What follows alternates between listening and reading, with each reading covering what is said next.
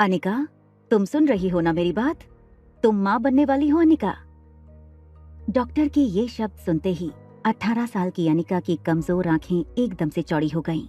वो समझ नहीं पा रही थी कि वो आखिर प्रेग्नेंट कैसे हो सकती है। अभी तो उसकी शादी को 24 घंटे भी पूरे नहीं हुए थे और ना तो किसी लड़के ने आज तक उसे छुआ था। ऐसे में अनिका प्रेग्नेंट कैसे हो सकती है? जितनी शॉक्ड अनिका थी, उतने ही शॉक्ड उसके पापा भी थे, जो वहीं डॉक्टर की कैबिन में खड़े मानो आने वाले तूफान को भांप रहे थे। तभी डॉक्टर ने गौतम से कहा, देखिए मिस्टर गौतम गुलेरिया, मैं समझ सकती हूँ कि आप दोनों इस वक्त बहुत परेशान होंगे, मगर आप लोग कोई भी फैसला लें उसके पहले मैं एक बात बता दूं कि प्रेगनेंसी 4 महीने पार हो चुकी है। So abortion is out of question. Anika को लग रहा था कि हो ना हो डॉक्टर से जरूर कोई गलती हुई होगी, इसलिए नर्स के सहारे खड़े होते हुए कमजोर अनिका ने थोड़ी ताकत जुटाकर डॉक्टर को डांट दिया। ये आप क्या कह रही हैं? ये नामुमकिन है। लेकिन डॉक्टर कुछ बोले उसके पहले ही गौतम गुस्से से तिलमिलाकर अनिका के पास आए और उसे जोर से थप्पड़ मार दिया। इसका जवाब डॉक्टर को नहीं, तुम्हें देना है बेशरम। अक्सर कार की बैक सीट पर बैठने वाले गौतम आज अनिका को पीछे बैठाकर खुद ड्राइवर के साथ वाली सीट पर बैठ गए थे, मानो ऐसा करके वो अनिका को अपनी नाराजगी जता रहे हों। अनिका जानती थी कि एक बेटी होने के नाते आज उसने अपने पिता को दुनिया का सबसे बड़ा दुख दिया था, एक बिन ब्याही माँ बनकर। इतना दुख उन्हें अनिका की माँ के गुजरने पर भी नहीं हुआ होगा। लेकिन ये सब जानते हुए भी अनिका फिलहाल कुछ भी करने के लिए फिजिकली या मेंटली सक्षम नहीं थी। उसका शरीर कार की बैक सीट पर कमजोरी के साथ साथ शर्म से मानो जम गया था। मनाली भारत का बेहद खूबसूरत शहर है। यहाँ देश विदेश से आए टूरिस्ट के कारण शहर में रौनक लगी रहती है, मगर अनिका को ऐसा लग रहा था मानो आज मनाली का हर इंसान उसे सवालिया नजरों से बस एक ही सवाल पूछ रहा हो कि आखिर कौन है इस बच्चे का बाप। लेकिन इसका जवाब तो अनिका के पास भी नहीं था। वो बस नम आंखों से एक ही बात सोची जा रही थी कि जब आज तक उसे कभी किसी लड़के ने छुआ तक नहीं, तो वो प्रेग्नेंट कैसे हो सकती थी। अनिका इसी उधेड़बुन में थी, तभी उसकी कार उसके घर के बहुत ही बड़े लेकिन पुराने और जंग लगे गेट में एंटर होती है। गुलेरिया हाउस ब्रिटिश के जमाने का मकान था। कहा जाता था यहाँ इंग्लैंड के अधिकारी वेकेशन मनाने आते थे। पुराने मगर शानदार एंटिक्स, बड़ा गार्डन और बीच में फव्वारा, लेकिन अच्छे से मेंटेन न करने की वजह से पिछले कुछ सालों से थोड़ा बंजर सा लगने लगा था। गौतम ने घर में एंटर होते ही अनिका के रिपोर्ट्स को गुस्से से सोफे पर फेंका और अपने सर पे हाथ रखकर एक गुर्राते हुए शेर की तरह हॉल में इधर से उधर टहलने लगे। अनिका कमजोर शरीर और भारी कदमों से गौतम के पीछे पीछे घर में दाखिल हुई। आज अनिका को उसका शरीर रोज के मुकाबले कुछ ज्यादा ही भारी लग रहा था। वैसे अनिका का वजन उसकी उम्र की लड़कियों से कम 3 गुना ज्यादा था। गोल मोटा सा चेहरा, मोटा पेट और ठुड्डी इतनी वजनदार कि अनिका की पूरी गर्दन छुप जाती। 120 किलो की अनिका की तुलना अक्सर लोग अनाज की भरी हुई बोरी से करते, लेकिन अनिका का शरीर जितना मोटा था, उसकी शक्ल उतनी ही मासूम और क्यूट थी।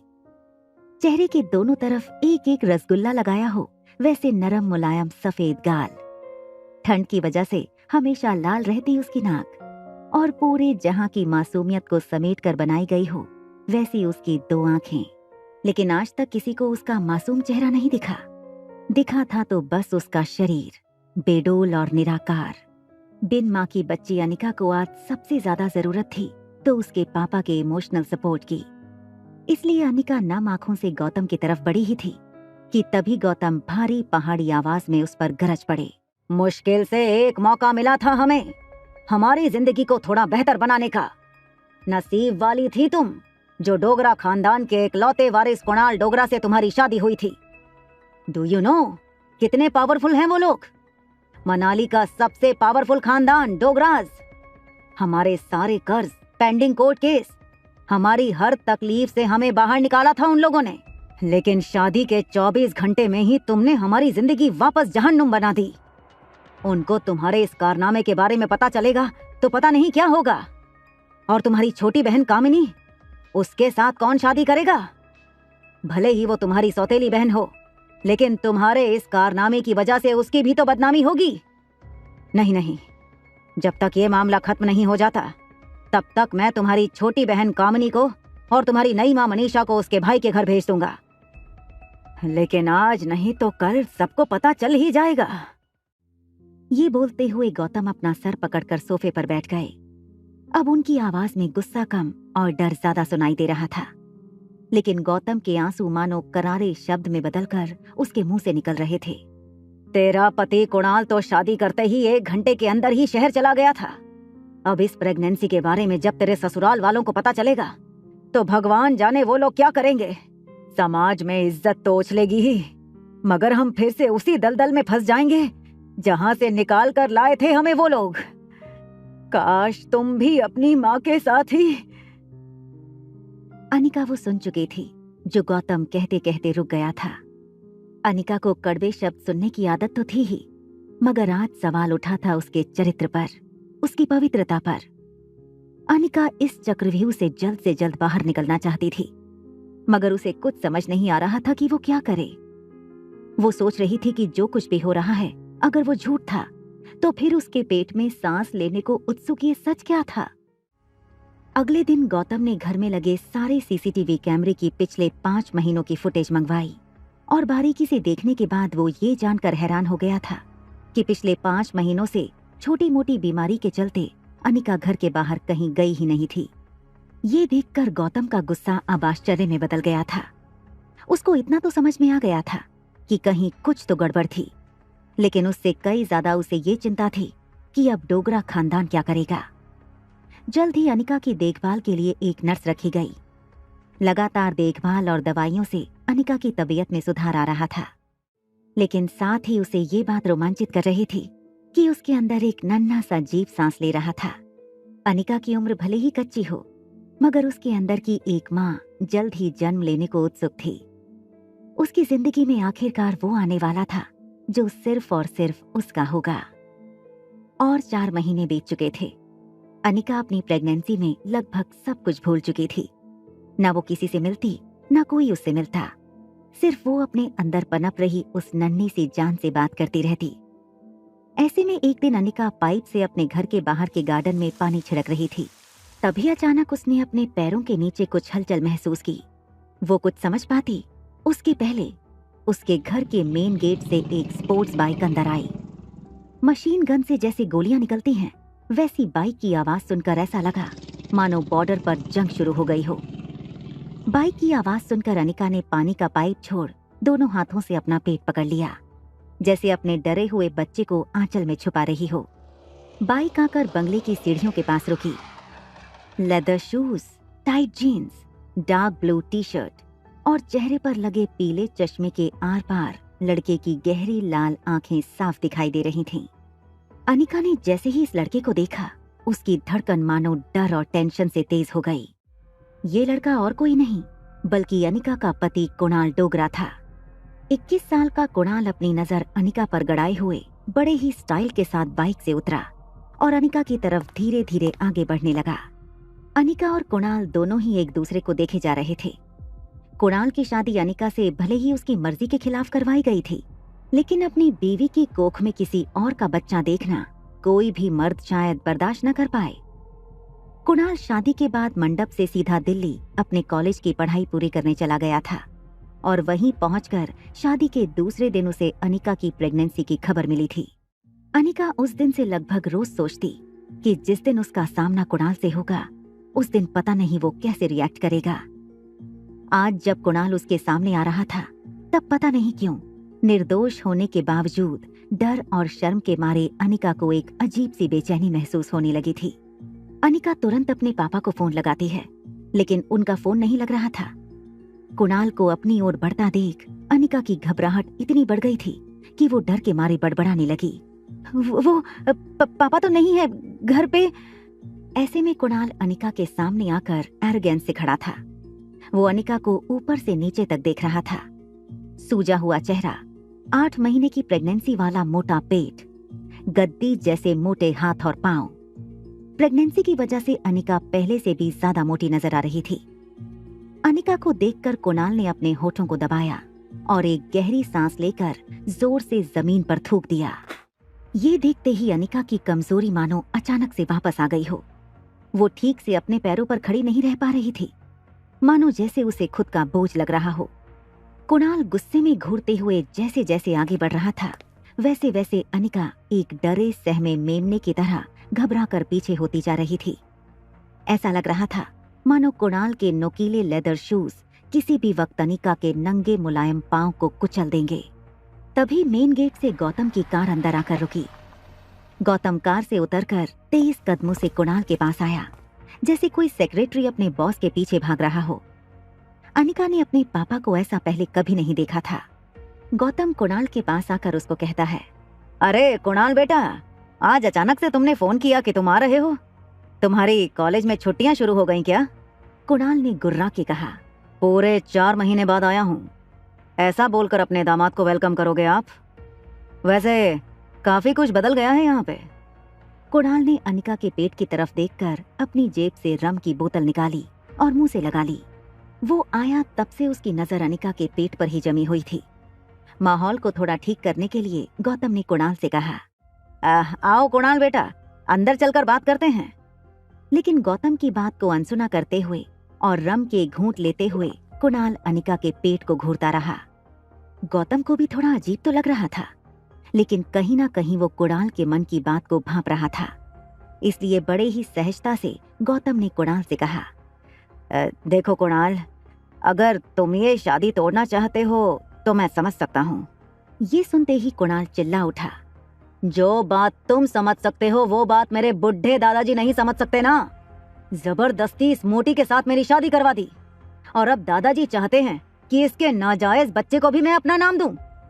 एक तो इस मोटी को मेरे गले बांधकर पता नहीं किस बात का बदला ले रहे हैं मुझसे। और फिर अनिका की ओर देखते हुए कुणाल ने कहा, एक तो इसे देखता हूँ तो ऐसा लगता है जैसे मुझे किसी ऐसे गुनाह की सजा दी जा रही है जो मैंने किया ही ना हो। शादी के मंडप से तुरंत इसीलिए भागा था मैं, ताकि मुझे इसके साथ एक पल भी न रहना पड़े। बोलते बोलते कुणाल की सांसें फूलने लगी थीं, जैसे कि वो महीनों से अपने अंदर भरी हुई भड़ास निकाल रहा हो। अनिका और गौतम दोनों ही कुणाल की बात सुनकर ऐसा महसूस कर रहे थे जैसे अभी के अभी ये धरती फट जाए और दोनों बाप बेटी उसके अंदर समा जाएं। कुणाल का आक्रोश अपनी चरम सीमा पर था। अब भी कोई कसर बाकी रह गई हो, वैसे उसने अनिका की तरफ इशारा करते हुए आगे कहा, देखो इस बेशरम लड़की को, शादी के फेरे लेते वक्त पेट में किसी और का बच्चा लिए घूम रही थी, और इतना होने के बाद भी आज मेरे सामने ऐसे बेशर्मों की तरह खड़ी है। क्या लगा तुझे कि मैं तेरे इस बच्चे को मेरा नाम दे दूंगा? कुणाल डोगरा का नाम? पता नहीं किस गटर का कीड़ा है। ये बोलते हुए वो गुस्से में अनिका की तरफ आगे बढ़ता है, मानो जैसे वो गुस्से में पता नहीं अनिका को क्या कर देगा। लेकिन तभी शराब की वजह से कुणाल के पैर लड़खड़ाए और वो अपना बैलेंस खो बैठा। लेकिन तुरंत गौतम ने आगे आकर कुणाल को पकड़कर संभाल लिया। अनिका कुणाल की बातें सुनकर जितना ज्यादा हर्ट थी, उतनी ही ज्यादा गुस्से में भी थी। वो भले ही अपने मोटापे की वजह से ऐसी सब बातें सुनने की आदी थी, मगर अभी उसे इस बात पर कुणाल से ज्यादा खुद पर घिन आ रही थी कि कोई उसके होने वाले बच्चे को गाली दे रहा था और वो मजबूर खड़ी सुन क्यों रही थी। बच्चे का ख्याल आते ही न जाने कैसे अचानक अनिका के अंदर अजीब सी हिम्मत आ गई और बिना कुछ सोचे वो बोल पड़ी, मैं इस शादी को नहीं मानती। ये सुनकर गौतम और कुणाल दोनों शॉक्ड थे। कुणाल सोच रहा था कि कल की आई फिद्दी सी लड़की में इतनी हिम्मत कहाँ से आ गई कि वो मेरे यानी कुणाल डोगरा के सामने ऐसे बोले। लेकिन इसके पहले कि वो कुछ रिएक्ट कर पाता, गौतम ने बात को संभालते हुए कुणाल से कहा, इस वक्त अनिका की तबीयत ठीक नहीं है, इसलिए तुम उसकी बातों पर ध्यान मत दो। और रहा सवाल बच्चे का, तो उसके पैदा होते ही उसे अनिका से हमेशा के लिए अलग कर दिया जाएगा, मेरा यकीन करो। अपने पापा की ये बात सुनकर अनिका को ऐसा लगा जैसे किसी बड़े से ट्रक ने उसे पीछे से टक्कर दे मारी हो और वो जिंदगी और मौत के बीच जूझ रही हो। टेंशन में अनिका की सांसें फूलने लगीं और एक पल के लिए वो सांस लेना चूक गई। ठीक उसी पल में अचानक से अनिका के पेट में जोर से दर्द शुरू हो गया। दर्द के मारे अनिका एक झटके से अपनी पीठ के बल गिरी और ओझल होती आंखों से उसने देखा कि गौतम दौड़कर उसके पास आ रहा था। गौतम ने हड़बड़ी में फोन करके एम्बुलेंस को बुला लिया था, लेकिन ये सब देखने के बावजूद कुणाल वहीं खड़ा बेशर्म और बेरहम बनकर रम के घूंट मार रहा था। मानो उसे किसी भी चीज से कोई फर्क नहीं पड़ रहा हो। शाम की मध्यम रोशनी अनिका के सामने धुंधली हो रही थी। उसे बस एक छोटी बच्ची की आवाज सुनाई दे रही थी। मम्मी, मम्मी, उठो ना मम्मी। देखते ही देखते आज 6 साल बीत चुके थे, लेकिन आज भी वही आवाज अनिका के कानों में गूंज रही थी। मम्मी, उठो मम्मी, प्लेन लैंड होने वाला है। फ्लाइट के बिजनेस क्लास की आरामदायक सीट पे सोई अनिका की आंखें झटके से खुलीं और सामने थी उसकी 6 साल की बेटी रिया। रिया का मासूम चेहरा और उसकी खूबसूरत कत्थई आंखें देखकर अनिका की जान में जान आई। उसका गुजरा हुआ कल कोई बुरे सपने से कम नहीं था। आज अनिका अपनी बेटी रिया के साथ बेंगलुरु से मनाली 6 साल बाद लौट रही थी। रिया ने अपना गेमिंग टैबलेट माँ के पर्स में रखते हुए बड़े प्यार से अनिका से पूछा, मॉम, क्या हम मेरे डैड को ढूंढने मनाली जा रहे हैं? लेकिन अनिका ने बड़े ही सरल तरीके से उसे समझाया, मैंने तुम्हें कितनी बार कहा है, तुम्हारे कोई डैड नहीं है। इस पर रिया जवाब देते हुए कहती है, ओह कम ऑन मॉम, स्कूल में हमें टीचर कहती है कि हर बच्चे के माँ बाप होते हैं। अब मेरी गेमिंग वर्ल्ड के कैरेक्टर्स की तरह मैं किसी दूसरी दुनिया से तो आई नहीं हूँ ना, तो ऑब्वियसली मेरे पापा भी तो होंगे ही, या किसी जादूगर ने मुझे अपनी हैट में से बाहर निकाला है। आब्राकाडाब्रा, रिया बाहर आ जा। रिया की ये बात पर माँ बेटी दोनों ही जोर से हंस पड़े। अपनी हंसी पे काबू पाते हुए रिया ने दूसरा सवाल पूछा, तो क्या हम यहाँ मेरे भाई को ढूंढने आए हैं? रिया का ये सवाल सुनकर अनिका एक गहरी सोच में डूब गई। उसे याद आ गया कि कैसे 6 साल पहले अस्पताल में उसने जुड़वा बच्चों को जन्म दिया था और अनिका के पापा की कद काठी के एक आदमी ने उनके दोनों बच्चों को उससे छीनने की कोशिश की थी। कमजोर अनिका ने बड़ी हिम्मत से उस आदमी का सामना करके रिया को तो बचा लिया था, मगर अफसोस कि वो अपने बेटे को नहीं बचा पाई और वो आदमी उसके बेटे को लेकर भाग निकला था। इस हाथापाई में अनिका को चोट भी लगी थी। चोट इतनी गहरी थी कि उसका बचना लगभग नामुमकिन था और इसी वजह से अनिका की मौसी उसे अपने साथ बेंगलुरु ले गई थी, जहां अनिका का इलाज हुआ था। हालांकि इन 6 सालों में अनिका पूरी तरह से बदल चुकी थी। हार्मोनल इम्बैलेंस की वजह से बढ़ा हुआ उसका शरीर अब एकदम ही नॉर्मल हो चुका था। घने लंबे कमर तक के बाल, काली नुकीली आंखें, गोरे गोरे गाल with a perfect jaw line, गुलाब की पंखुड़ी जैसे नरम होठ और सुराही लंबी गर्दन। शिफॉन की लाल साड़ी में अनिका की कमर ऐसी लग रही थी मानो कोई नदी समंदर से मिलने के लिए करवट ले रही हो। फ्लाइट अटेंडेंट हो या फ्लाइट के अन्य यात्री, सब लोग आते जाते अनिका पे एक नजर जरूर डालते।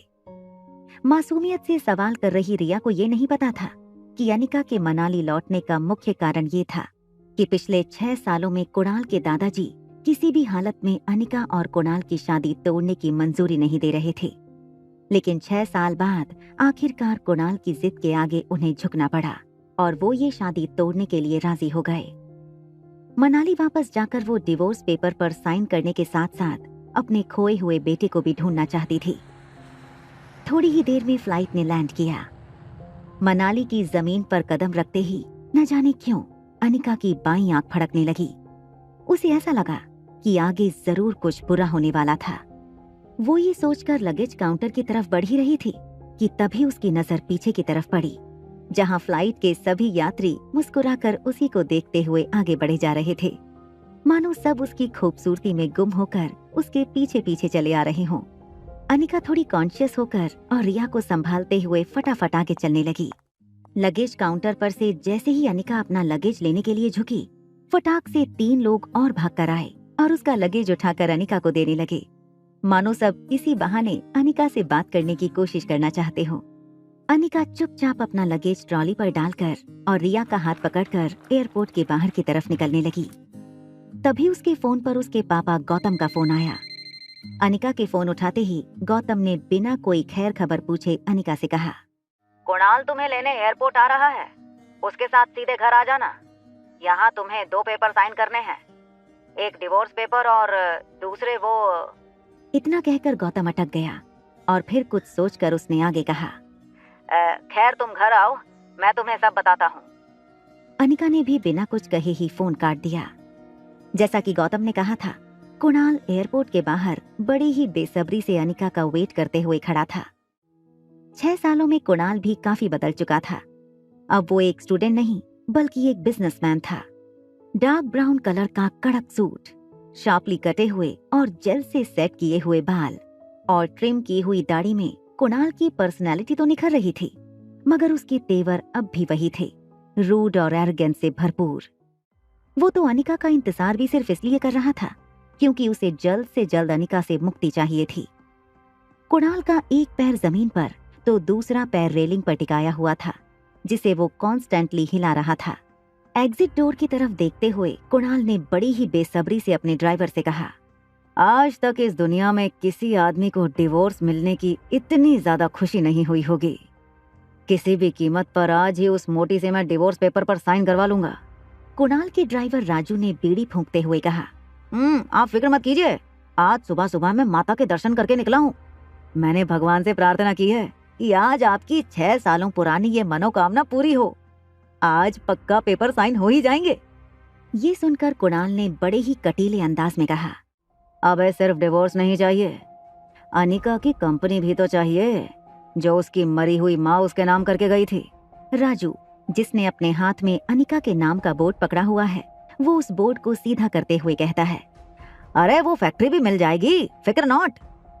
तभी कुणाल के दिमाग में कुछ आता है और वो ड्राइवर से कहता है, अच्छा सुन, उसको देखते ही हमेशा मेरा मूड ऑफ हो जाता है और आज इतने अच्छे दिन पर मैं अपना मूड खराब नहीं करना चाहता, इसलिए मैं उल्टा घूम के खड़ा हो जाता हूँ, ठीक है? तूने भले ही उसे ना देखा हो, लेकिन तेरे हाथ में उसके नाम का बोर्ड देखकर वो तेरे पास आ ही जाएगी। कुणाल आलस लेते हुए उल्टा घूमने ही वाला होता है कि तभी अचानक उसकी नजर एयरपोर्ट के दरवाजे पर पड़ी और कुछ देखकर उसकी नजर और कमर वहीं अटक गई। कुणाल ने एयरपोर्ट से बाहर आते हुए एक लड़की को देखा तो वो देखता ही रह गया, मानो जैसे उसने आज से पहले किसी खूबसूरत लड़की को देखा ही ना हो। उस लड़की को देखकर कुणाल के मुंह से निकल जाता है, यार इतनी खूबसूरत लड़की तो मनाली में कभी दिखी ही नहीं। ड्राइवर राजू ने भी उसकी बात में हामी भरी। कुणाल बिना वक्त गवाए रेलिंग कूदकर उस लड़की की ओर दौड़ पड़ा और अचानक से वो उस लड़की के सामने आकर खड़ा हो गया और उसका रास्ता रोक लिया। ये खूबसूरत लड़की और कोई नहीं बल्कि अनिका थी। कुणाल इस बात से बिल्कुल अनजान था। अचानक कुणाल को अपने सामने देखकर अनिका हैरान थी और उसे एक ही पल में वो सब कुछ याद आ गया जो वो हमेशा से भूलना चाहती थी।